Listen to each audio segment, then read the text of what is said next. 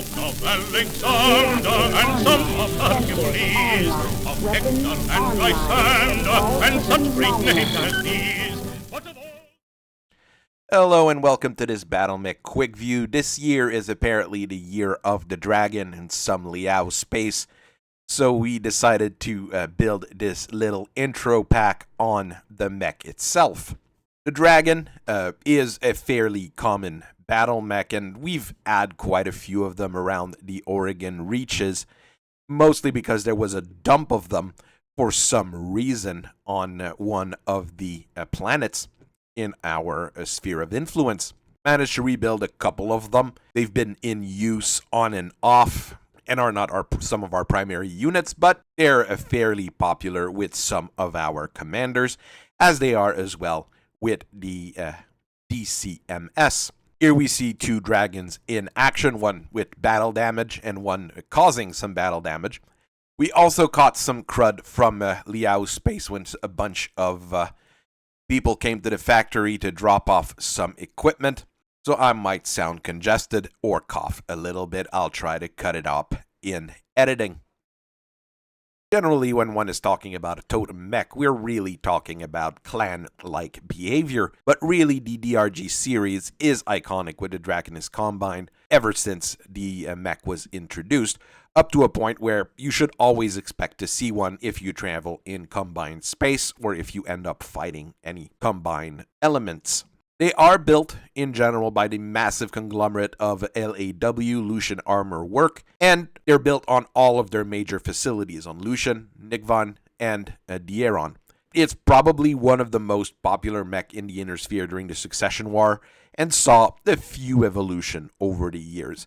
It switched over from being the regular dragon to being the Grand Dragon. Now there's a Dragon 2 going around. We'll look at all of them. The dragon falls into that category of fast heavy. We've already talked about fast heavies a little bit in the past. The one thing that you need to remember whenever you build a fast heavy is that you're going to have to trade something for the ability to go a little bit faster.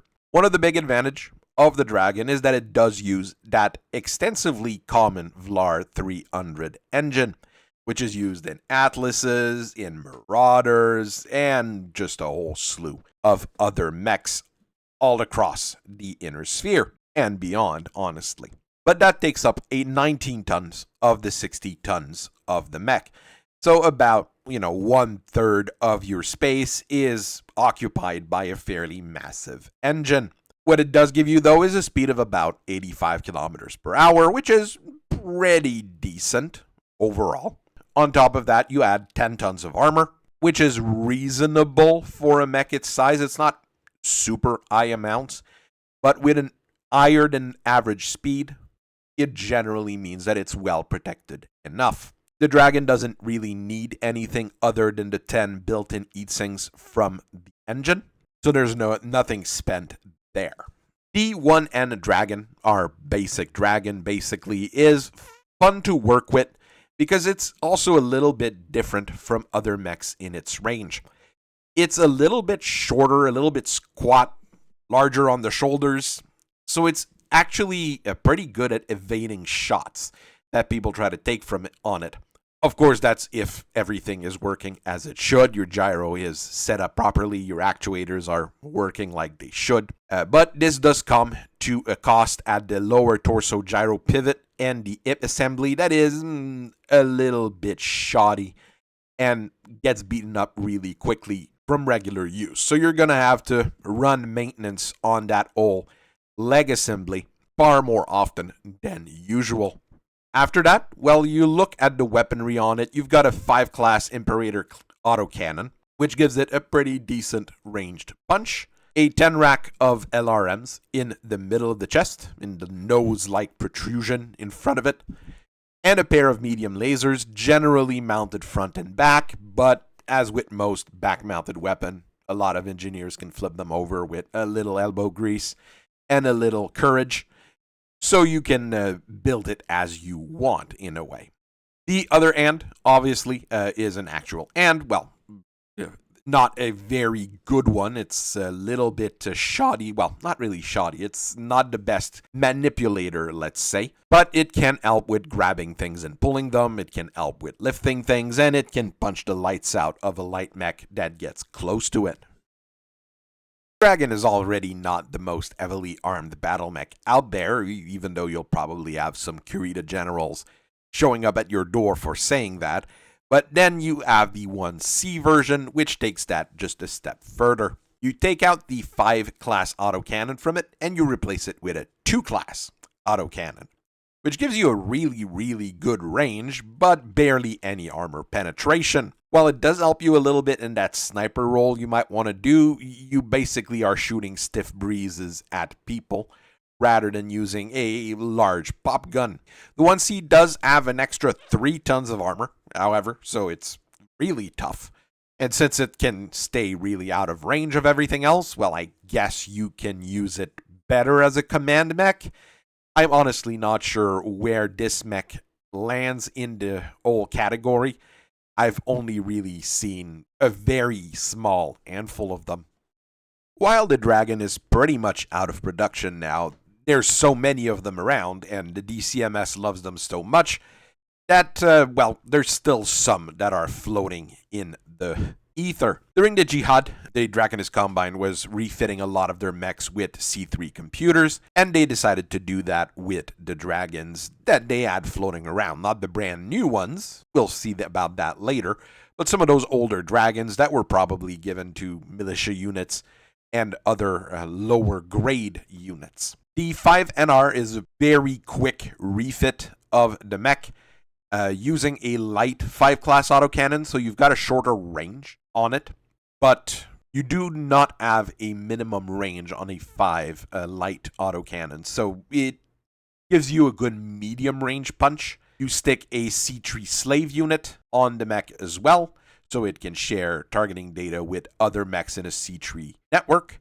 and all of them have their rear-facing medium laser pointing forward instead, because they're really meant to be frontline mechs in this case. In 3024, Kurita managed to launch a brand new mech with the Grand Dragon. Let's face it, the Grand Dragon was not quite a brand new mech, even though it was kind of advertised as one. The 1G-series Grand Dragons were basically one-end Grand Dragons where you take out the AC-5, put a PPC in instead, and an extra medium laser. There was a weird side grade version, the 5N, where the AC-5 was replaced with an Ultra AC-5, but those were extremely rare because the Ultra AC-5, well, basically had to be Comstar gifts or found in Lost Tech caches or stolen from House Davion. So in that particular 5N version, normally if you see one, they won't have the rear-facing medium laser, and that's what allows it to free up enough space to replace that AC-5 with an Ultra AC-5. That particular production didn't last for very long, as the DRG-5K, what we normally associate now with the Grand Dragon, rolled out of the factories. The basic setup remains pretty much the same, but the engine is actually an Hermes 360 XL, which is lighter than our Vlar 300 from before, which is cooled by 13 double heat sinks, which are actually really rare in the Draconis Combine at the time of the release of the Grand Dragon. They probably would have had to source most of them from Comstar, which would make the production of those Grand Dragon a bit of a hassle. But that does give it a speed of about 96 kilometers per hour on top of it. Weapons-wise, it is equipped with an ER-PPC from Lord's Light, which is fairly common and used in other mechs like the Panther. And the extra medium laser is mounted in the back. So normally you'd have 2 in the back and the 1 in the other arm in the front. You'll have some people that would flip those over.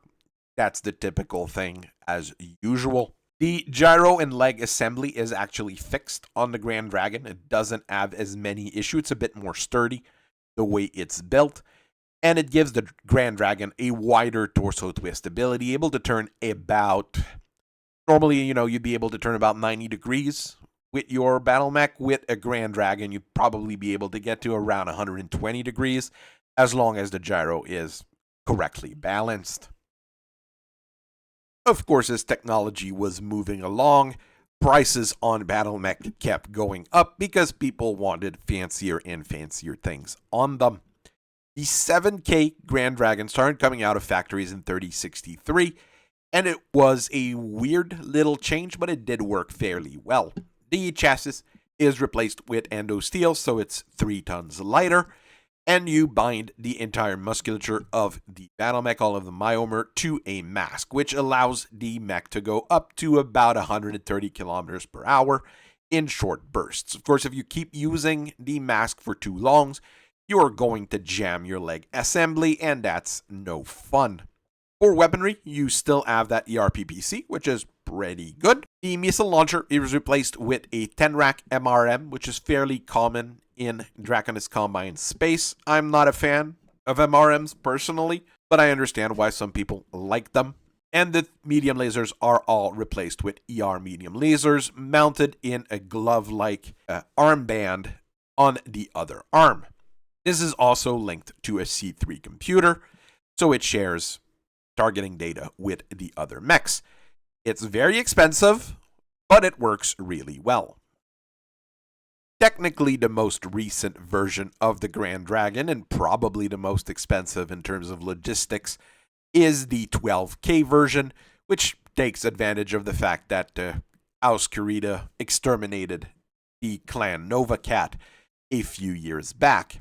The main thing here is that the weapons are replaced with clan versions of those weapons. So you got a clan spec TRPPC, a clan spec LRM-10, which gives you a better punch for money. And you have 2 med pulse lasers instead of regular medium lasers. Some of them are inner sphere grade, some of them are clan grade. It probably depends on when the mech was built and what parts are available. The mech itself is protected by light ferrofibrous armor, which is not the greatest thing ever, but it gives you about 6% more armor per volume. And the ammo for the LRM is kept in a Case 2 bucket, which allows it to blow out the back rather than blowing normally. It also has an extra double heatsink, just for additional protection. And, of course, the musculature is still tied to a mask. The next logical step was to develop a Dragon 2, but what actually came out when they built the darn thing was something that was actually completely different from the original Dragon, in my opinion. At 65 tons, it can go about 65 kilometers per hour, so it's not a fast heavy, and it's built for toughness with a compact gyro and 12.5 tons of light ferrofibrous, and all ammos encased in Case 2 as usual with most modern mechs. For weaponry, well, it carries an Arrow 4 artillery missile launcher. Because why the fuck not? Coupled to that, you've got an ERPPC and a medium X-Pulse laser. There's probably versions that use clan equipment instead of inner sphere equipment for these weapons, but I've never seen any. As a command mech, it's probably half decent. I've never actually fought one or had someone show up with one at the factory. Those are really restricted to Draconis Combine officers. And the fact that it carries artillery with it, I always find it a little bit weird. I prefer my artillery to be either air-carried or on light or medium tanks. But it's probably not a terrible mech, just not the same thing as the old Dragon. The SLDF never bought any dragons, or at least not in large numbers.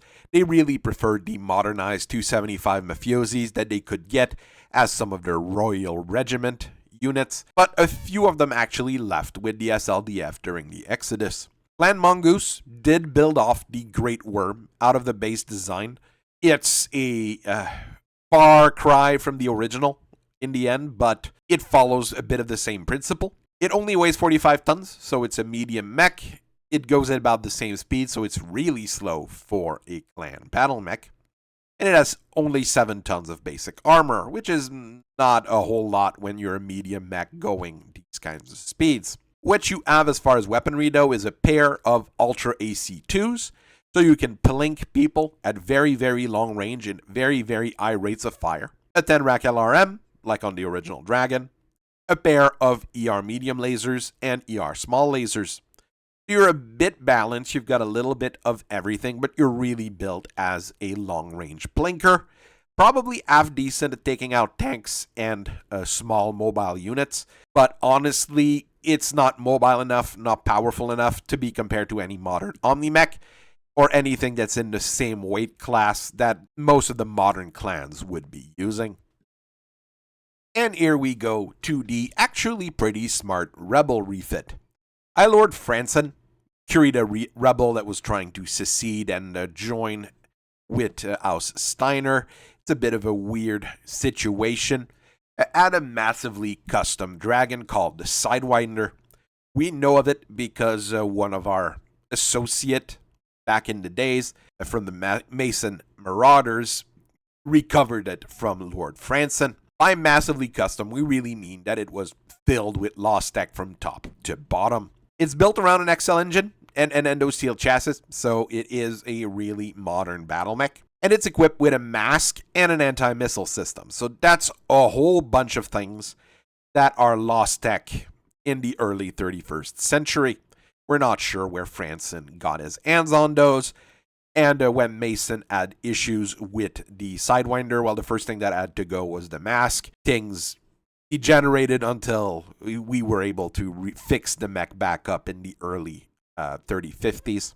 It has almost the maximum amount of armor available for a mech its size, and it packs a lot of close-range weapon. It's meant to be a close-range brawler with a 20 class autocannon, a pair of medium lasers, and a 6-rack SRM. I personally like this design of the Dragon more than some of the Grand Dragon versions of it, and it would probably have caught on if the technology was available. Honestly, the Dragon is a very decent command mech for lighter lances, for cavalry units, and for light support units. If you have them in a decent amount, you can also use them as fire support units in your lances as well, if you're using heavier mechs.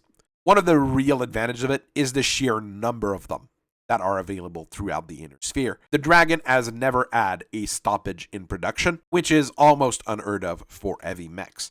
There's very few mechs in general that had no stoppage in production, but the Dragon was always produced in massive amounts throughout the Draconis Combine. As with most things, you make do with what you have, and there are far worse things than a Dragon out there that you can find, especially since it's so common that you'll be able to find spare parts for it fairly easily. So I wish you a very nice rest of your day. I thank you very much for listening to me for so long, and I'll see you guys later. Bye-bye.